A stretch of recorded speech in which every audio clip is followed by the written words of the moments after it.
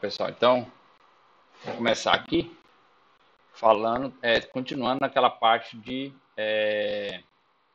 transformador de potência, tá? Então, vou falar aqui do nosso, as questões dos efeitos térmicos em cima do transformador. Então, a gente agora tem que entender como é que comporta a temperatura devido a um transformador sobre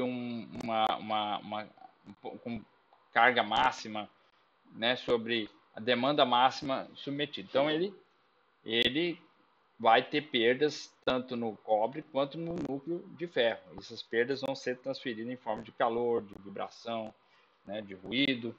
Mas, na verdade, a maior perda é por calor. Então, a gente vai definir a questão desses parâmetros térmicos que vão influenciar no rendimento do transformador.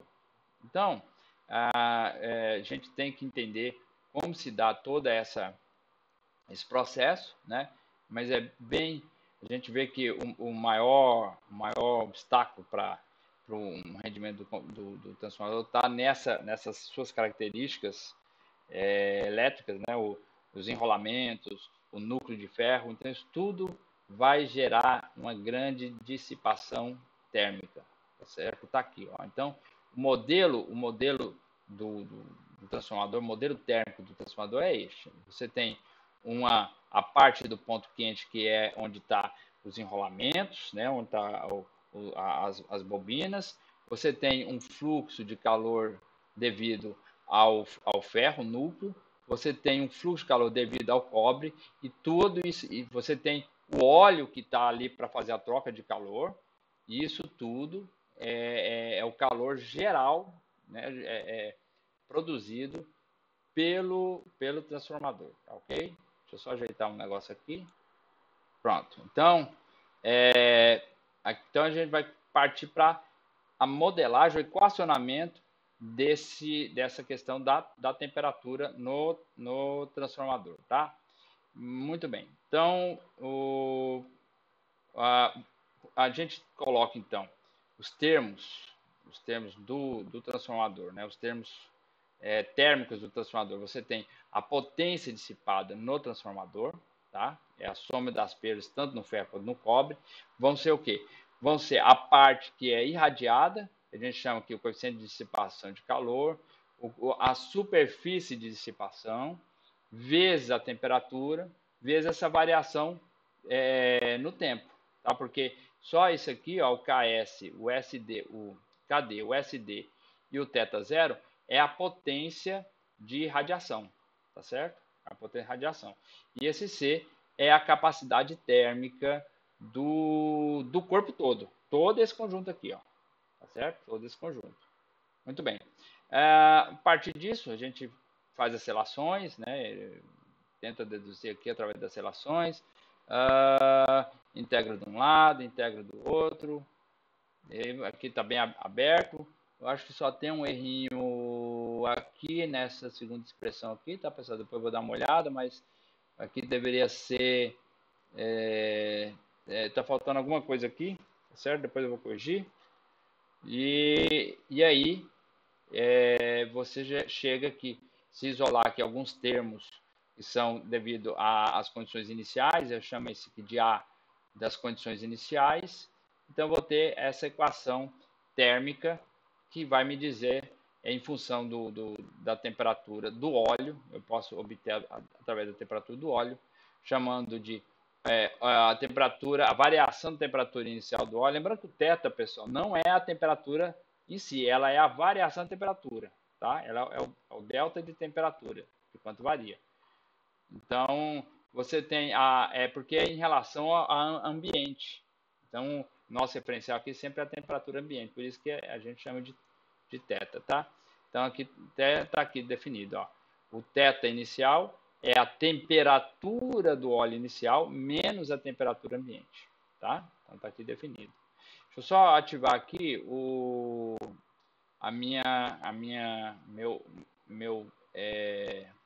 meu quadro virtual. Só um momentinho aqui, pessoal. Deixa eu só fazer isso aqui rapidamente. Então, tá aqui, ó.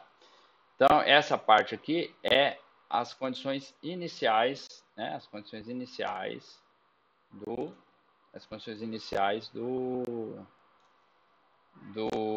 transformador, tá certo? A gente já tem ela definida aqui, tá? Então aqui são como a gente tinha falado, a temperatura, isso aqui é a variação da temperatura, tá? Variação da temperatura com referencial à temperatura ambiente. Esse tal aqui é referente às temperaturas, tá certo? Muito bem. Então, então a gente pode fazer algumas constantes aqui. Por exemplo, pegar essa parte aqui, ó, que está multiplicando a exponencial, e chamar isso aqui, né, chamar isso aqui de θ em regime permanente. Por que em regime permanente? Porque quando esse t é muito, ele é muito, quando esse t, essas duas situações aqui se igualam, né? Ou seja, esse a aqui vai para zero, tá? Quando esse a vai para zero, então eu tenho que esse θ, na verdade, é igual a esse termo, perfeito? Né? Então, quando é igual a esse termo, para esse tempo muito grande, esse a é desprezível, né? Não é que a vai a zero, que ele é desprezível. Quando esse t é muito grande, aí eu posso dizer que para t infinito, esse valor aqui, né, é alcançado. Então, por isso que eu posso chamar isso aqui do coeficiente para a temperatura, o regime de temperatura é o regime estável, né, depois que se estabiliza. Perfeito? Muito bem. Por isso que é chamado de a variação de temperatura no óleo em regime constante, em regime permanente. Tá? Bom, outro termo que eu posso também condensar, chamar essa parte aqui de constante de tempo térmica. Por que constante de tempo? Porque se vocês olharem aqui essa razão aqui, ela tem que ser valor de 1 sobre t, né, 1 sobre t. Porque a exponencial aqui tem que ser adimensional, tá? Então, a inversa dela tem valor de tempo. Tá aqui, ó. Certo? Tem valor de tempo. Como nós já definimos que θ a variação de temperatura no óleo em regime permanente é W sobre KdSD, então eu posso falar que essa constante de tempo é igual ao calor específico dividido pela potência, a potência perdida, né, a quantidade a potência de perdas, vezes a temperatura, a variação de temperatura em regime permanente, tá? Em regime permanente. Então, isso aqui é outra possibilidade, outra definição para a temperatura, a constante de tempo térmica, tá? Então, assim, essa expressão aqui toda longa, tá? Ela é resumida apenas nessa aqui, ó. Então, eu tenho a variação de temperatura do óleo em regime permanente, vezes a exponencial de T, isso aqui é um T, está muito pequeno, né, pessoal? Não, tá bom, né? Deixa eu ver se está. T do tempo, tá? Sobre o T maiúsculo, que é a constante de tempo térmica, ok? Essa constante de tempo térmica também, ela é o valor que quando você atinge o regime permanente. Vamos pegar aqui, por exemplo, ó. Pegar aqui né? Vai conseguir fazer a linha reta aqui no mouse é difícil, mas vamos lá. Tá. Vamos ver de novo, Arimateia. Então, o que acontece? Esse exponencial tem um comportamento assim, ó. Tá? Então, esse patamar aqui, ó, ela em função do tempo, esse patamar aqui vai ser T maiúsculo. Tá? Lembrando, aliás, aqui é a função do tempo, tá, pessoal? Aqui é a função do tempo. Então, mais ou menos aqui, ó, quando ele já vai atingir o regime permanente, que aqui é θ em regime permanente, ó, tá? Θ reg. Então, quando ele chegar aqui, tá? Quando ele chegar aqui, aí ele... Nossa senhora, tá parecendo aqueles caras que editam em jogo antigo. Aí, ó. Então, quando ele chegar aqui, mais ou menos nessa parte, ele vai ter atingido o tempo de quando a temperatura fica estabelecida, depois do período de transiente. Tá ok? Aí, ó. Perfeito, né? Muito bem. Então, agora eu posso fazer essa equação já modelado em função das temperaturas, variações de temperatura do óleo, né? A variação de temperatura do óleo, a variação de temperatura no óleo vai ser a variação de temperatura do óleo em regime permanente menos a inicial, tá? Vezes essa função de decaimento aqui, ó, tá? 1 menos, ou seja, mais a variação da temperatura nas condições iniciais, ok? Então, 1 menos tal, vamos pegar aqui, quando o tempo, 1 menos e elevado a menos t sobre t maiúsculo, quando o tempo vai infinito, isso aqui vai a zero, então isso aqui tende a 1, tá? Tende a 1. E quando o tempo é zero, né? Isso dá zero. Então, o comportamento é isso aqui mesmo, como eu tinha feito, né? O comportamento, a assintótica disso é isso aqui, ó. Tá? A assintótica disso é isso aqui. Certo? Muito bem. E aí, quando ele chega com o tempo é muito grande, a temperatura do óleo vai ser a temperatura dela em regime permanente menos a temperatura, a variação, né? Menos a variação no início. Tá? Muito bem. Então, para efeitos de cálculo, a gente usa esta equação aqui, tá? Bem definida, essa equação aqui. Perfeito? Bom, vamos continuar aqui. Os tipos de sistema de refrigeração que são definidos aqui na nossa norma são esses aqui. Então, você tem, assim, para ficar mais fácil de entender, o O significa óleo, tá? Aqui o N significa que é natural, então os elementos imersos no óleo tem circulação natural, e aqui o A é de ar e o N também é natural, tá? Então o resfriamento a ar é com circulação natural, e o óleo que está também trocando lá no desenrolamento é por circulação natural. Aqui, quando aparece o F, é porque é forçada, tá?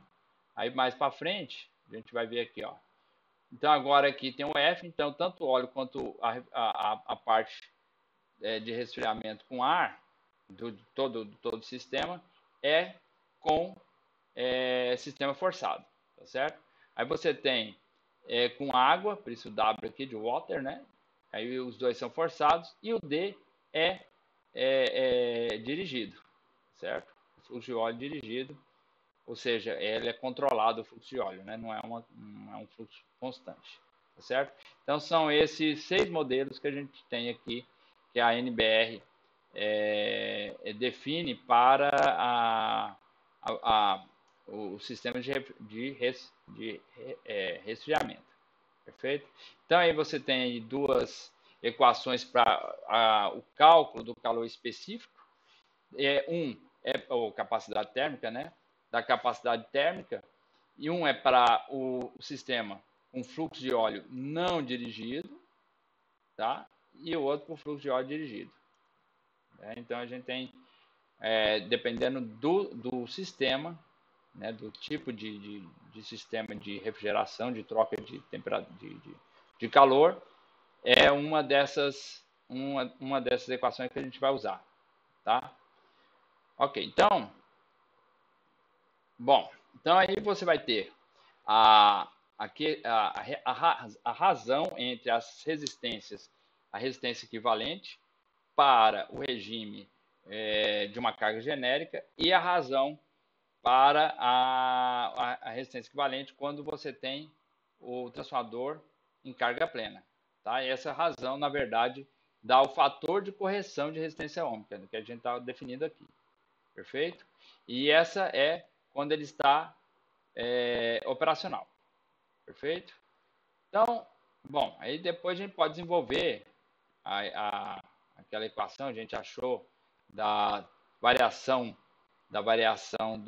da temperatura, né, do óleo em regime permanente. Nós definimos aqui, ó, né, tá aqui definido. E aí a gente substitui a perda, né, pela soma das perdas do ferro mais a soma das perdas do cobre, a carga plena, multiplicando por quê? Por quais parâmetros? Pela resistência, o fator o fator de correção. E como eu estou trabalhando em PU, então não tem muito problema a questão da unidade, tá, pessoal? Toda a unidade aqui é por unidade, tá? Então, todas fatoradas pelo valor da potência nominal em carga plena. Então, a gente esquece isso aí, tá? Então, a gente só vai pegar aqui as potências vezes o S, né? A potência nominal em carga plena ao quadrado, mais esse fator de correção, tá? Mais esse fator de correção. E aí dividir por KDSD. Lembra que esse K' aqui é para carga plena e sem o linha é só para o regime nominal, tá certo? Então aqui está definido aqui, ó, o coeficiente de dissipação de calor para a carga genérica, a gente fala de temperatura genérica, mas é para a carga genérica que gera essa temperatura, e para a carga plena, que também tem uma temperatura definida, tá certo? Muito bem, então, comparando essas duas equações, né, eu faço uma pela outra, e eu vou obter que a temperatura do óleo em regime ela é igual a temperatura do óleo, a variação em carga plena, multiplicar por esse fator, onde esse R aqui, ó, esse R aqui, que a gente introduziu, ele é a razão da perda do cobre em carga plena, ou seja, PCU-PC, pela perda no núcleo de ferro, tá? A razão desse P por esse P, tá? Por isso que some aqui, né? A gente vê aqui, tá?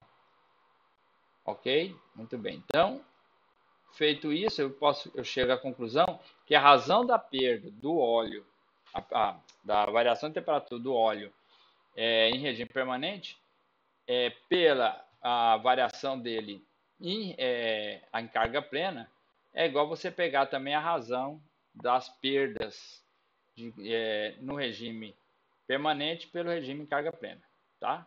Agora, olha esse N aqui. Esse N é porque eu posso pegar esse K'D por Kd e dizer que esse multiplicador, na verdade, eu posso ajustar ele por uma exponencial em que ela vale 1 quando você tem um transformador do tipo ONAF, né?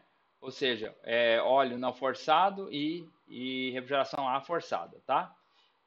Aliás, para os demais, né? Mas para esse tipo seria 0,9 e para óleo não forçado a circulação e ar não forçada a ventilação é 0,8.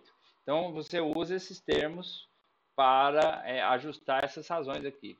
Você tira um multiplicador e coloca um índice aqui, porque em ensaios isso aqui é muito mais efetivo, tá? Do que você ter que procurar essas constantes KD, tá certo? Que é a questão da dissipação, tá? Muito bem. A constante térmica do óleo, né? Nós já tínhamos visto, né? O T, aqui é a constante térmica, a constante térmica de tempo, né? De tempo, não podemos esquecer isso, tá? Constante térmica de tempo. Isso aqui tem função, tem característica de tempo, tá certo? Isso aqui é o quê? Aquela razão que nós tivemos aqui, ó, tá? Vou pegar aqui de volta, ó. Tá aqui, ó, tá? Olha lá, né? Então, essa constante térmica essa constante térmica de tempo, como nós falamos, né, tá aqui, ela é o calor específico, né, a capacidade térmica, pela razão da variação de temperatura no óleo e a potência de perdas em plena carga. Tá? Aqui você tem ela em regime permanente, tá? No inicial em regime permanente, e aqui a plena carga.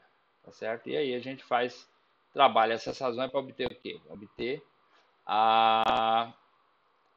esse valor da constante de tempo térmica em função da variação da temperatura do óleo, tá? Tanto em regime permanente quanto no inicial. Mesma coisa também com a perda, a potência perdida em regime permanente e nas condições iniciais, tá certo? Muito bem. Agora vamos achar a equação térmica do ponto quente, aquele lugar onde está o cobre, né, todo em conjunto com o núcleo e tal, certo? Então ali a gente tem o seguinte, nós sabemos a definição de delta teta, né? Delta do teta ele é S quadrado vezes a perda, S quadrado vezes a perda no cobre. Isso foi definido, deixa eu ver, um pouco aqui para cima. Vamos pegar aqui, ó. Tá aqui, ó. Tá? Só que agora note, eu não vou usar o ferro, tá? Não vou usar o ferro, somente a do cobre, tá certo? Somente a do cobre. Então tá aqui, ó. Aqui está aqui, ó, tá? E também eu não me preocupo com o fator da resistência, né, correção de resistência, ou seja, eu defino ela como se fosse a unidade, perfeito? Então tá aqui, Agora, isso aqui é para a temperatura em serviço e aqui a plena carga, tá? Então, se aqui não tem o S, porque a plena carga, a potência é 1, porque eu estou trabalhando em PU, então SS é o máximo, tá certo? Então, estou trabalhando em PU. Então, eu faço a relação entre essas duas expressões e a gente chega que a temperatura, né, do ponto quente em regime de serviço é igual à temperatura do ponto quente quando a plena carga multiplicado por SK, tá? SK, o K maiúsculo, tá, pessoal? SK é a dissipação, né? É a potência irradiada, uma em função quando você está no regime permanente, né, com regime operacional, e essa aqui para quando você está com o seu transformador trabalhando em plena carga. Agora, eu posso substituir isso aqui tudo, tá?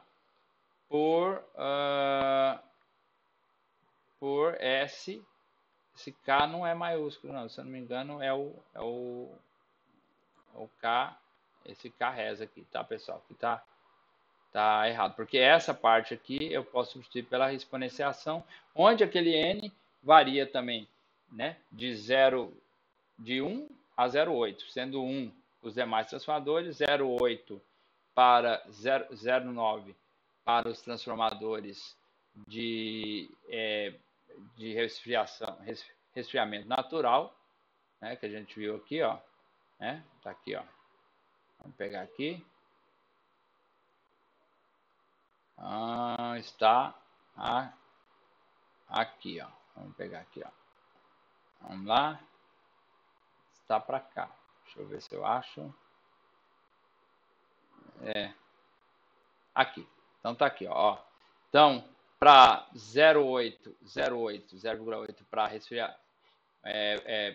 resfriamento natural, tanto de ar quanto de óleo, e 0,9 para resfriamento forçado a ar, tá? E os demais é considerado 1, ok?